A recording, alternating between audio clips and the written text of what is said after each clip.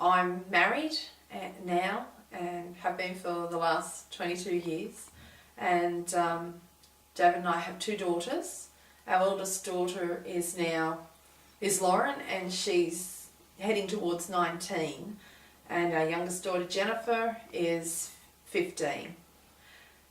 I just would like to tell you a little bit about my 2 pregnancies and my experience with maternal PKU, my claim to fame, haha.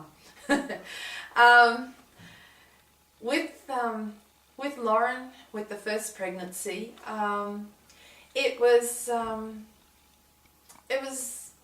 exciting, but with the element of going into the unknown.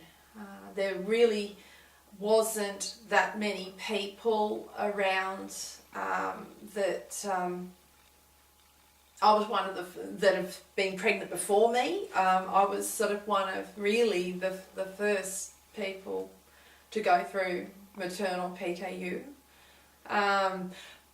The other thing is, for my generation, being in the 40s, I am one of the few people that actually has stayed basically on the diet all their life. I was not taken off the diet for a long period of time, like many children were. And this, I think, was certainly helpful as far as the maternal PKU was concerned, because I was on formula and I was on the diet. I just had to get a whole lot stricter about my blood levels and for the nature of the maternal PKU diet. As I say, Lauren's pregnancy, it was a little bit scary in that I was going into the unknown, but I knew that if I listened and if I did the right thing and focused strongly on a good outcome, things will be okay.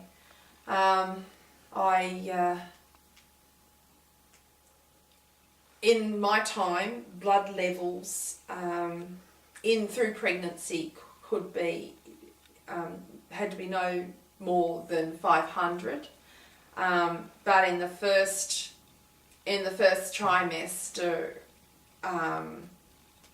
that was sort of meant to be levels of about 120 to 360, and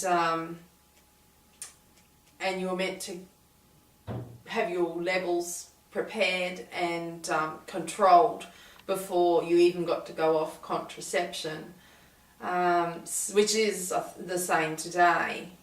But I found it took me from December 89 until May 1990 to control my levels. And it was challenging. I remember writing everything down that I was eating in a diary. I think one of the biggest problems was like hunger, how to control it. But basically, blood tests were done weekly, although I must say at the time my doctor didn't absolutely think that they needed to be done that often, but I chose to do it that way.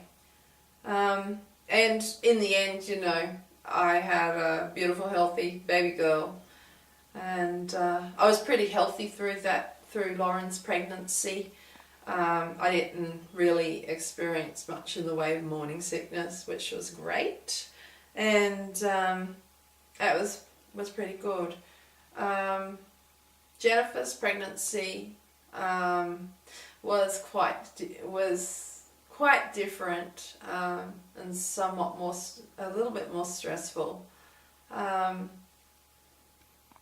At first it was okay, but I found I got a lot of morning sickness, and near nearer to the end of the pregnancy, when it was about in my 35th week, I believe, I actually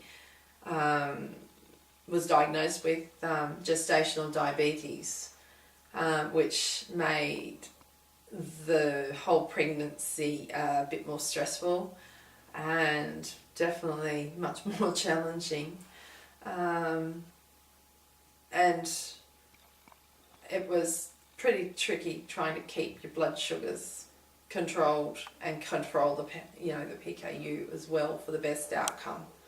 But I managed to do it, and everything was fine, and yeah, Jennifer was born, and yeah, she's a happy, healthy little baby, and thank God the diabetes disappeared after the pregnancy, and that, hope that it doesn't come back at all, but that's the risk factor I'll have to take. Yeah, cut from it.